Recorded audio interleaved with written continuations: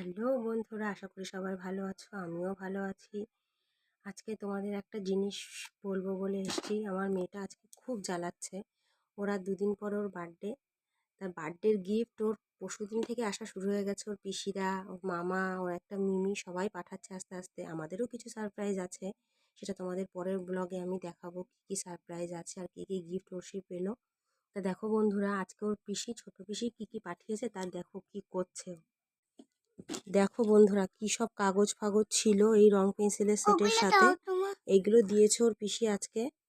আর এই যে সে কি সব করছে, সোনা সর, মাথাটা সর, পুতুলটা দেখা, পুতুলটা ঠিক করে দেখা। পুতুলটা ওর পাপা দিয়েছে।